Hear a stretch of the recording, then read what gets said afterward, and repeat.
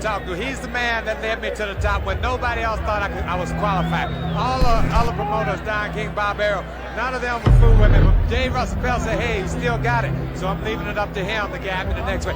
This is the man. If any young fighters want to go to the top like I did, go to this man. He's a fair man. He'll be fair with you. Peltz Boxing Promotions proudly presents the schedule now.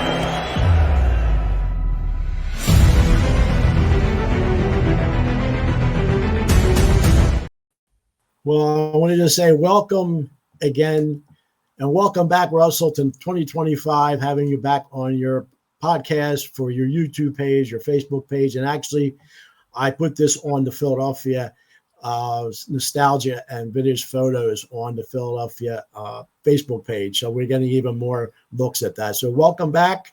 Good to see you. I haven't talked to you since last year, buddy. Yeah, it's a pleasure to be back, and we got a lot to talk about, and I've been busy and having fun. Yeah, so you were in Philly and you're back in Florida. So just mention a little bit of what you did since the holidays, since you went back in Philly. Well, I made two trips. The first one, because I was a consultant in a show at the Live Casino in January. Marshall Kaufman was the promoter. And actually, that was on the 17th of January. The next night, I went to the 2300 Arena because Brian Cohen had a show there. And as is with most shows at the club level today, there were 5 or 6 one-round knockouts, but the fans seemed to love it, so it is what it is. And a week later, my heavyweight Joey DeWaco, even though I was against it, entered the Bare Knuckles, the latest sensation in combat sports, promoted by lifelong friend David Feldman. 17,000 people at the Wells Fargo Center. I love David. I'm proud of him. It's not my cup of tea.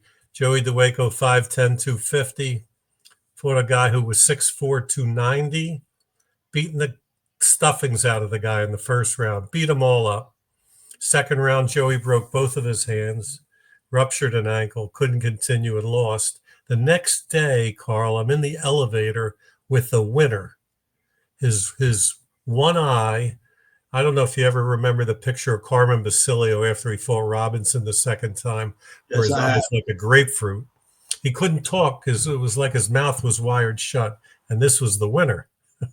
So Joey got one hand operated on, the other's going to heal on itself. He's wearing a boot over one of his ankles.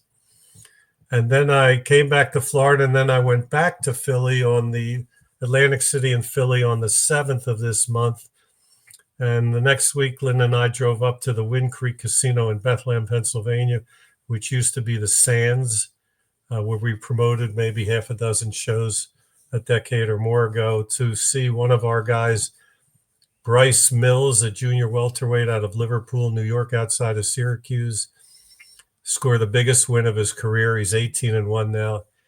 He beat a guy named Alex Martin, who is my worst nightmare, as I call him, a cute lefty with legs, the worst kind of guy you want to fight.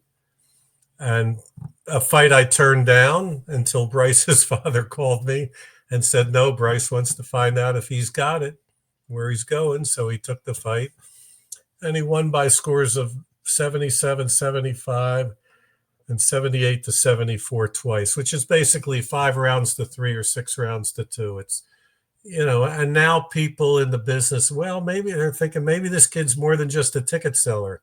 Maybe he's really got something. So he stepped up in class, and he'll be back on June the 6th, on Friday night of Hall of Fame weekend in Canastota, New York.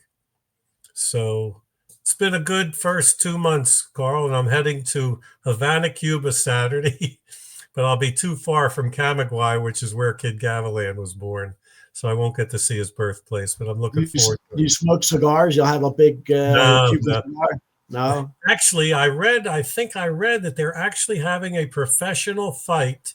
The first one, I think, since 1959, but I won't be there. They're having it the week after we leave. The first pro fight there since 1959.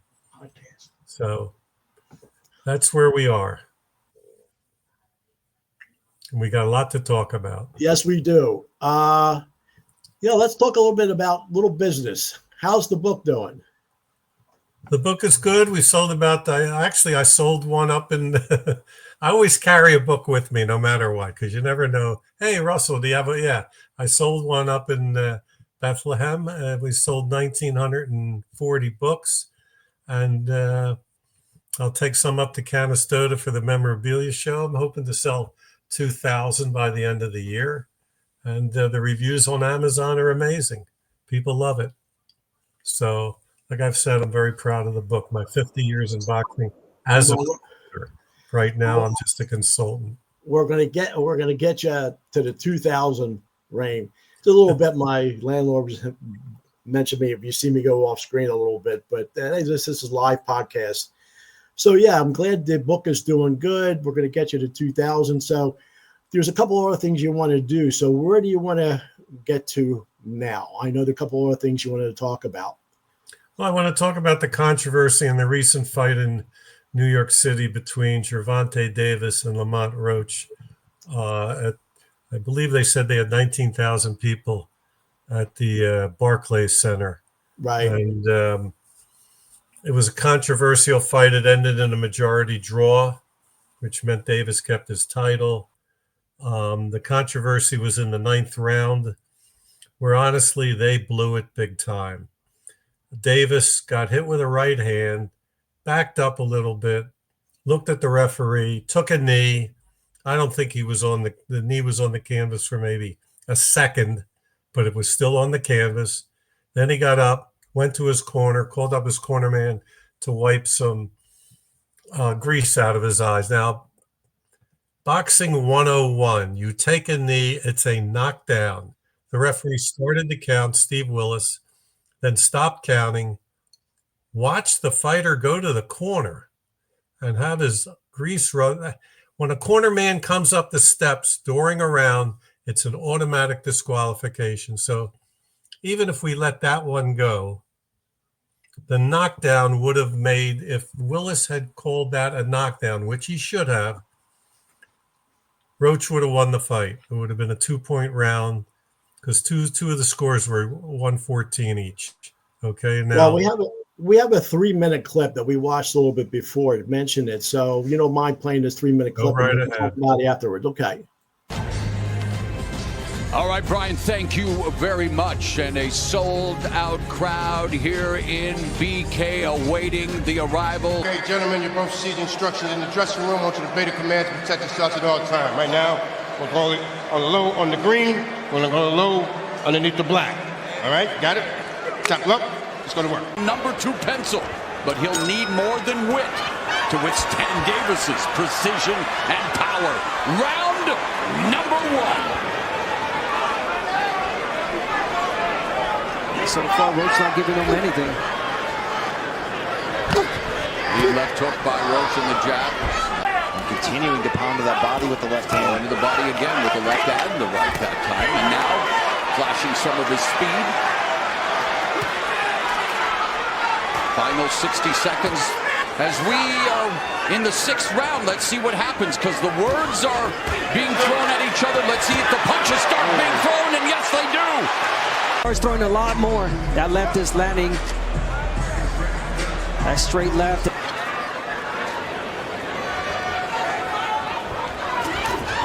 There's Davis, lands a left. How nasty was the speed of that counter shot? It was like a shovel uppercut coming back from Tank. Davis leading with the left. Right hook. So Gooden, success here for Roach in round 7. Oh, the right hand by Roach. Another right. Yeah. Changes. And yet only landing him by 3 thus far. Oh, good. Solid shot there, Davis. Oh, there's a right hook to the body by Davis, ripping that right hand. And then Roach rips a left hook to the body. Good stuff here in round 7. He's got to be careful because it almost seems like Tank is waiting for him to throw the right hand and counter. To uncoil that left hand. Ooh, oh, there it is. Oof. And Davis just got backed up with a counter right from Roach. And boom. He counterpunched Tank. taking the fight to Davis. Davis high guard, wanting to explode with the left. Oh, and that right, but Davis took off some of the steam of the punch, but still, Roach leading with right. He took a knee. He took a knee. So that controversy showed at that point was at 2 minutes into the 9th round. Correct. On the knee. So explain to novice in boxing what that really should have happened. Well, just to add, you see at the end, Davis waving his glove for his trainer to come up the steps and wipe the grease out of his eye, which he did. People say that Steve Willis is a good referee, an excellent referee. I don't want to criticize referees because that's a tough job. But what sets a good referee from a great referee is situations like that. And that's a major screw up. And that was a knockdown. I don't care if he got hit 10 seconds before, 5 seconds. He took a knee. That's a knockdown. That's boxing 101. Now, Matt DeLaglio, who's the head honcho at the New York State Athletic Commission, did not have instant replay available that night, and that's a long story in itself. But you don't need it. You don't need instant replay. Anybody could see that was a knockdown, and New York had a right to change it at ringside. Now, I spoke to Larry Hazard last week, who was in his second term as commissioner of the New Jersey State Athletic Control Board, and was an excellent referee in his day, and was on hand at the Barclays Center to score the fight. And I said, Larry, what would you have done? He said, you know what I would have done? I'd have told him it's a knockdown and to adjust the scorecards. It's inexcusable. And even though Roach filed a protest through his attorney with the commission later, which the commission rejected, once you leave the arena, you don't change it. You either change it on the spot or you don't. Now, because that would have been the right thing to do. In my book, I wrote about a 1995 fight at the Blue Horizon between Ivan Robinson, an undefeated lightweight at the time, and Jimmy Dioria, and I don't mean this derogatorily, a club fighter from Phoenixville. Robinson was the overwhelming favorite in the fight. But Dioria got off to a quick lead. And in the 4th round, Dioria got cut. Yes, over his left eye. And the fight was stopped in the 5th round. And initially it appeared that referee Rudy Battle had ruled it was from a headbutt, an accidental headbutt, which meant you go to the scorecards, and with Dioria head, he would have won. But USA Network was televising the fight, and they called Commissioner Greg Serb over to where their monitors were at ringside. And he looked at the monitor, and the monitor showed that it was from a punch, not a headbutt. So in that case, Robinson won the fight on a technical knockout. And I said to Greg Serb as he came back over to where I was, I said, you can't do that, Greg. The instant replay is not in the rule books. You can't use it. And he said to me something that I never forgot. He said, and this is what New York should have done. He said, I can do anything I want to get it right. And that's what New York should have done. It was so obvious. I remember reading that in the book as I did read the book. I did that. Yeah, to get it right. You get it right. And New York got it wrong. It's a shame, but they'll fight again. So would national media pick this up, or just someone like a veteran like yourself picked that up? Oh, no. It was all over. It was all over the internet. People screaming about it. First the knockdown, and then the corner man coming up and wiping the grease out of Davis's eye. I mean, very listen, you get a guy like the late Steve Smoger, an excellent referee in the Hall of Fame.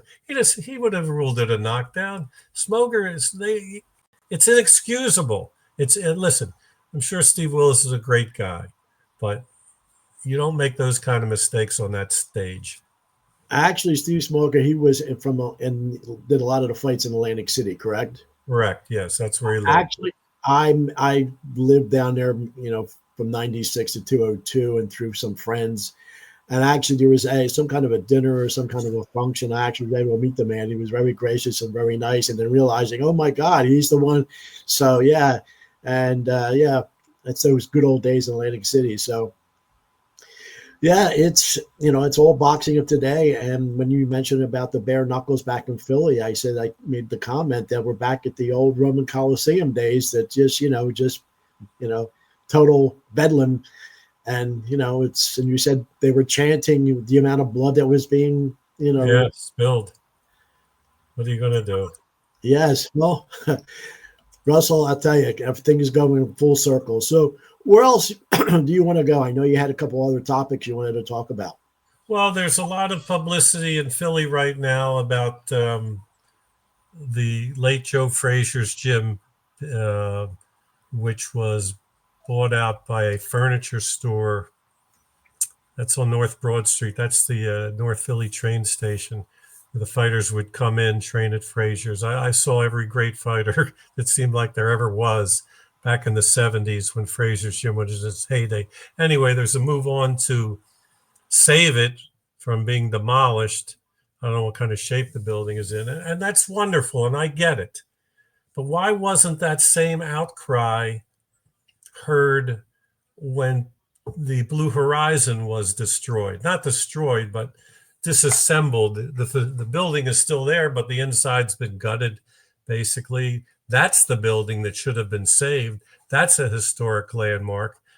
But, there was no outcry back then, maybe because social media wasn't as big 10 years ago, 15 years ago as it is now. But that's the building that should have been saved. But let me tell you, Frazier's gym, I lived in there in the 70s. That's where Frazier trained for the fight of the century with Ali. I saw Ken Norton box there. I saw Larry Holmes box there. I saw every great Philly fighter box there, from Briscoe to Saad Muhammad to Cyclone Hart. I saw Hedgeman Lewis train there. I saw Michael Spinks box Dwight Muhammad Kawi years before their showdown in Atlantic City. There to unify the light heavyweight title. There were people, believe it or not, Carl, who would come to Frazier's gym to watch the sparring and never go to the fights. I mean, it was the place to be in the 70s. Unfortunately, Joe got it in his head sometime, I guess, in the mid to late 80s, I think it was, where he decided that no one was allowed to train there unless he was involved in their management. And that really hurt the gym. So now, for many years, I think the gym opened around 1970, because I remember seeing Yank Durham, his trainer manager, at Champ's Gym in 69 when I started. So I think it opened around 1970. For years, Joe lived upstairs. I guess when he had no money later in life. Did you see the documentary that was on him about a month ago?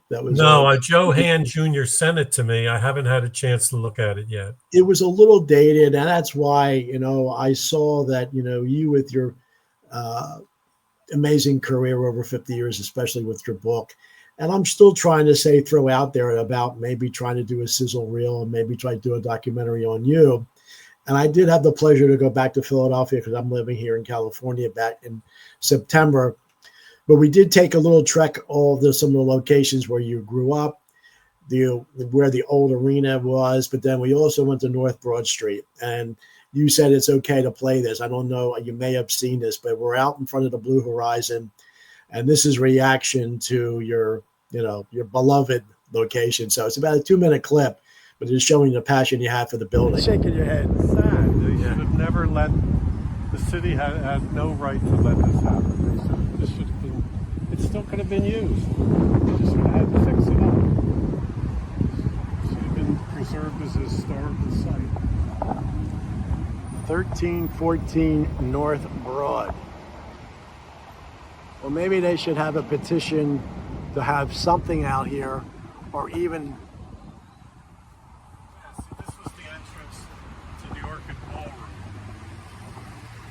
sat about 300, but there was a Rathskeller nightclub with the neon lights below ground. We really could have made this into a hell of a place. What kind of money did they need to maybe turn this over? Nobody had the money to maybe, because they put the money into the Met. Why couldn't they put it in here? The money, they got $2 million at one point, and they didn't really do anything with the building. They fixed up their offices. I don't know what happened to the building, to the money. That was after I left. Yeah. But you could have renovated this place for about 3 or 4 million, max. Right. Because we had a couple surveys done while we were still here.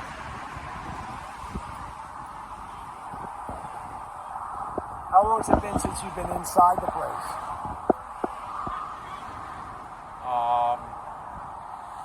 I came back for 3 shows in 2009. So that would have been the last time I was in here. I left in 01, came back in 04 for 1 show and 3 shows in 09. And then what's it, 15 years? 15 years since I've been inside. Wow.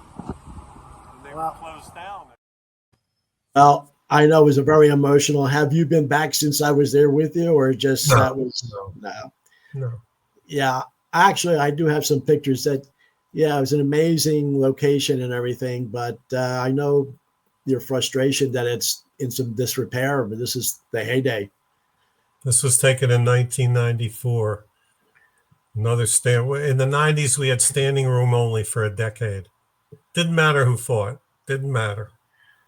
People wanted to see good fights.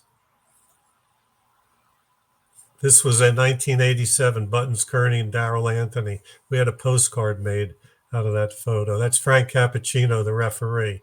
USA Network televised it. This fight is from 1970, May of 1970, the last show of my first season there. Cyclone Hart fought Sonny Floyd, and Willie the Worm Monroe fought Alberto Millan, both scoring early knockouts. This is back 1994. You see the advertisers we had on the balcony. Oh, boy. That's Ed Derry in the ring now. That's Sonny Floyd getting knocked out of the ring by Hart in 70. And that's Hank Sisko, the referee, who I guess was a judge at ringside. This picture was picked up by the Associated Press and printed in the New York Times. It's a great photo, unless you're Sonny Floyd. This is Harold Johnson and Henry Hank from December of 1963, the night before my college boards, and my parents wouldn't let me go, and it was blacked out in Philly. So I turned the channel to we only had 3, 6, and 10, so I turned it to channel 7 to see if I could pick it up, and I stuck my ear next to the speaker to listen to Don Dunphy.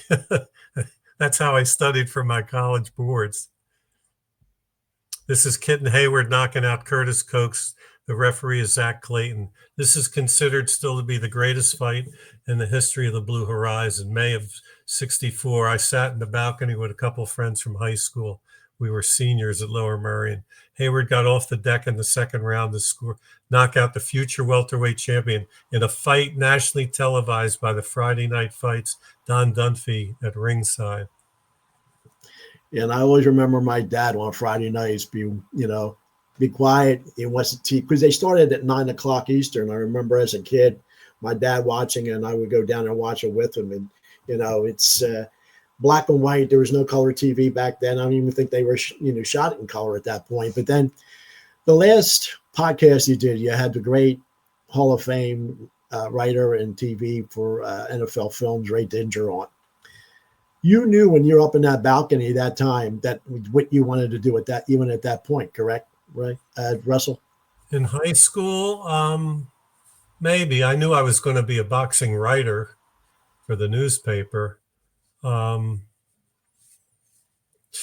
just loved it. Just loved it. It was. I was there 3 times in high school. The Harold Johnson. No, not. I only saw Kitten Hayward. I saw Dick Turner fight Jose Stable there. Yeah, I was there twice in high school. Actually, I saw later in life, I saw Sugar Ray Leonard in an amateur fight against Ronnie Aurit, Aurit. He was Jewish. He was known as the Yid Kid. And he actually went the limit with Sugar Ray Leonard, an amateur fight there. Now, one thing when I read in your book, because I dabbled doing back in the late 90s, a little bit of concert promotion down the shore at Ocean City. But now, will you be able to produce and promote the fights? In reading the book, I don't know, maybe you put it in. I was wondering what the rent was to rent that out. And did that include putting the everything together?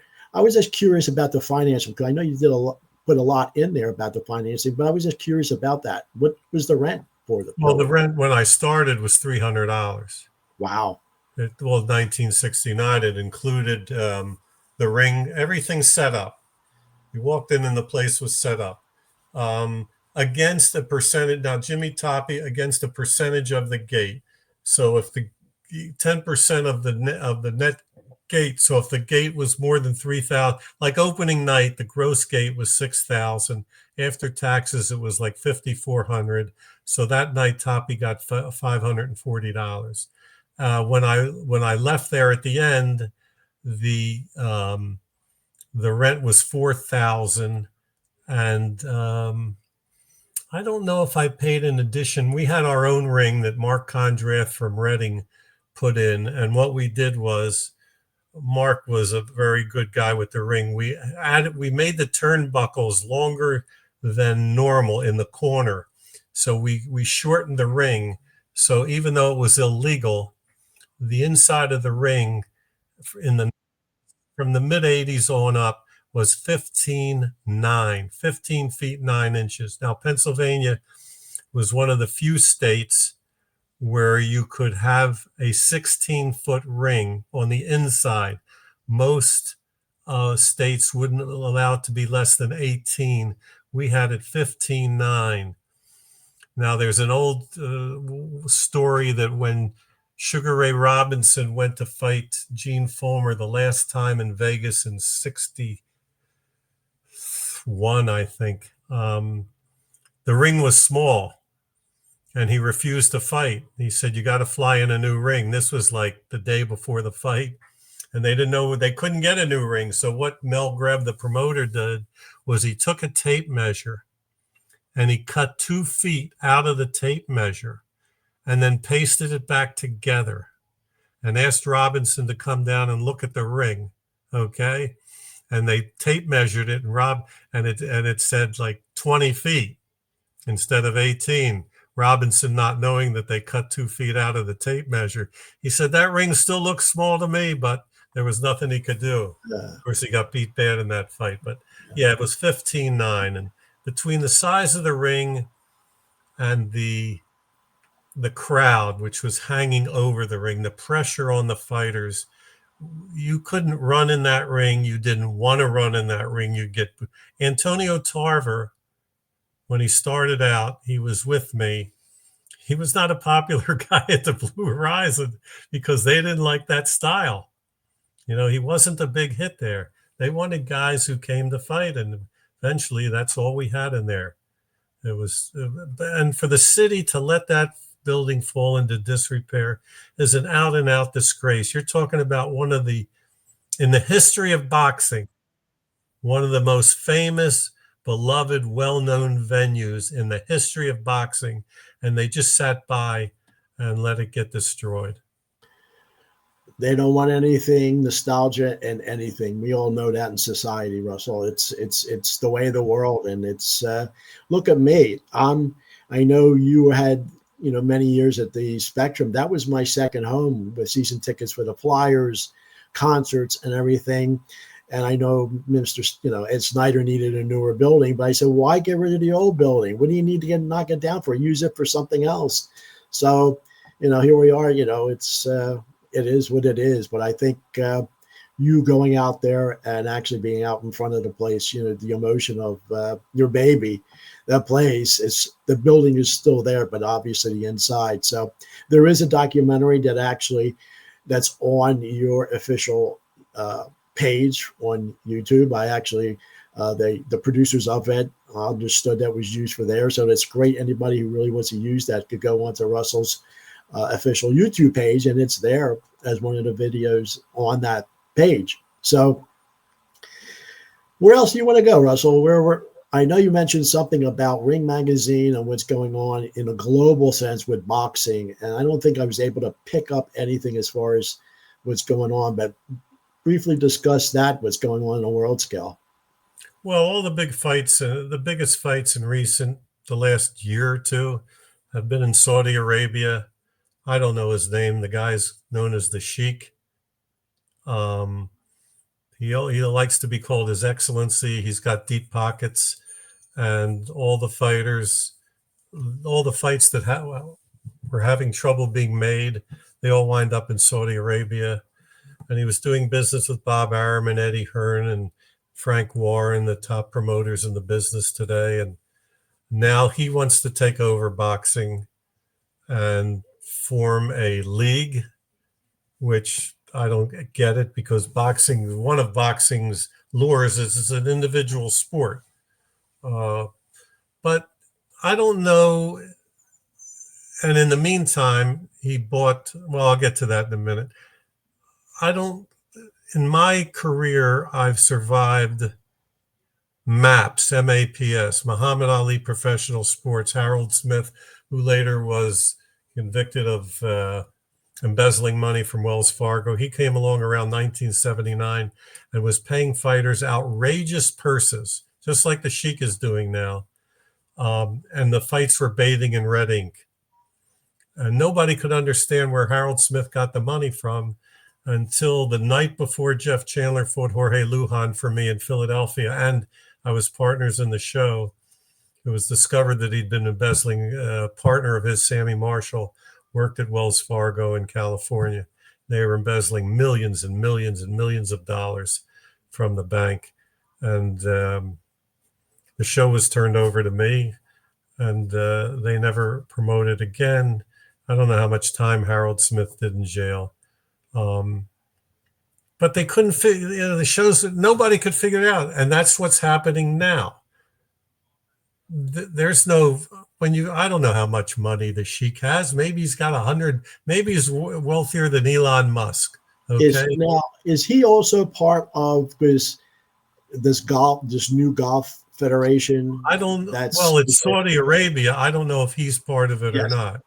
And I've actually, because I'm big into, international soccer, the Premier League. And then just so happens I'm on, I got 1,000 channels. And the soccer game from Saudi Arabia, but Ronaldo was playing for the Saudi Arabia team. And they just gave him like not 75, like maybe $100 million to play soccer, out of the Spanish league and the Italian league. And I go, what the heck? And I remember you talk about this. So they're trying to get into all sports. Yeah, but what's the bottom line? After Harold Smith came America Presents with Matt Tinley and Dan Goose, and they were going to take over boxing. That didn't last.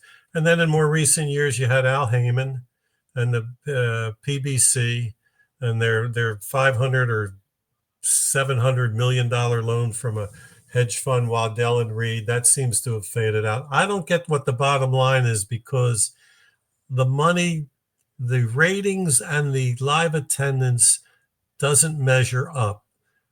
Does the Sheik think that one day they're actually going to turn a profit, or do they have are their pockets so deep that they don't care? They just want to take over. I think exactly what you just said. Their pockets they just want the power and control that they're doing it. They're not looking at it a profit or loss statement. They're not looking at it that. They don't care if the ratings are high or not. They don't have to cater to any shareholders or sponsors or anything. They just want to do it. And then he bought the Ring magazine for allegedly $10 million. Now, come on, the Ring magazine. I at one time, up until about 3 years ago, had the entire collection. The Ring didn't even have an entire collection. Mine were bound beautifully. I sold them because let somebody else enjoy them. I'd read them all. But how can you have a promoter, and this was true when Oscar De La Hoya had it and he sold it, a promoter controls the magazine and the rankings. Now, we saw what Trump just did the other day. He withdrew backing from Voice of America station because they were anti-Trump. Now, what kind of non-biased stories are you going to read in the Ring magazine when it's controlled by the Sheik? So if somebody wants to write a critical story on the Sheik, do you think it's going to see the light of day? If anybody even reads the Ring magazine anymore, so, but hey, when you've got unlimited funds, I guess you can do anything you want, Carl, but listen, I'm glad I'm out. I'm glad that I was part of boxing when it was still boxing and people cared about it. And I'm just concentrating on maybe the half a dozen guys I'm working with and trying to help them out, because it's not the sport I fell in love with. And in other words, a fighter would come along, he'd win some fights, he'd move up the ladder, he'd get a title shot. Today, it just doesn't work that way. The guys fight once or twice a year. How can you build a fan base? They fight in casinos in cities where they're not from. I don't get it. I hate to be negative, because boxing was my whole life from the time I was 12 years old. And I loved it, but I don't love it today. I tolerate it because I have an obligation to the half a dozen kids I work with. But who can compare? An independent promoter cannot survive today in a major city.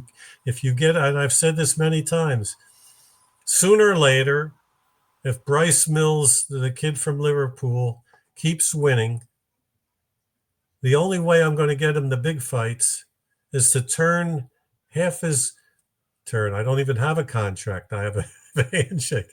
Is to sign him to a promoter who's got access to television, a promoter who's done nothing for him or very little for him on the way up after I've done the work. So that's the business. And good for the fighters, good for these guys making zillions and zillions of dollars. But business-wise, there's no model. There's no business model anymore. I would love to see the profit and loss sheet for some of these fights that are taking place in Saudi Arabia, even for some of them at the Barclays Center or the Garden or Las Vegas. I'd like to, in the old days, you would sell a fight to CBS, you'd call Mort Charnick, NBC, Ferdy Pacheco, ABC, Alex Wallow, and Bob Eisner. And they would offer you a certain amount of money based on the quality of the fight that was being televised. And that would be your income along with the ticket sales. Today, Eddie Hearn gets 85 to 100 million a year from DAZN. Top Rank gets 85 to 100 million from ESPN, and they allocate it to different shows. I'd love to see the bottom line on those promotions. I'd love to see it. And of course, Aram's deal is up in August, but he'll figure it out. He's too smart. He's got the best organization in boxing and has had it forever. Good for him, really good for him.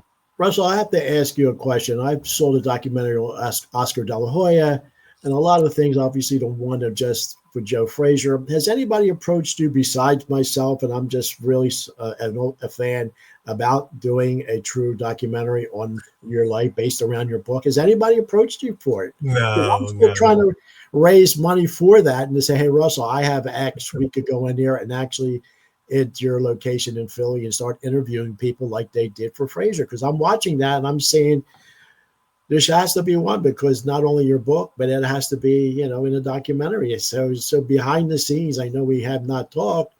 That's what I'm still trying to go. So, if anybody down here in Florida, as far as really putting this together when a really full documentary is needed, for your voice needs to be. Well, maybe if it was done 30 years ago when people knew who I was. Russell, they still know who you still are, and you still have a lot of influence. And I see your pages, and it's still there, and it's still.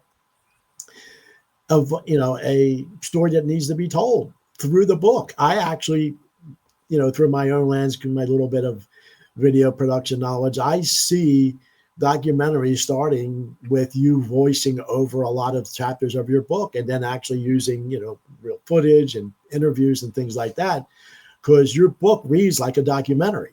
So I see it in the visual and voice end, and you have it in your book. So, that's why I'm glad. I appreciate you coming back on, and maybe in 2025, somebody could see this and say, hey, let's try to expand this a little further. So I do appreciate you coming back on. Is there anything else that we missed today? Because quickly, man, we're already at the 40-minute mark. Not that we're No, I think this is good. I will say that as successful as the book has been, I don't understand why every single manager, trainer, and promoter and booking agent in boxing hasn't bought it.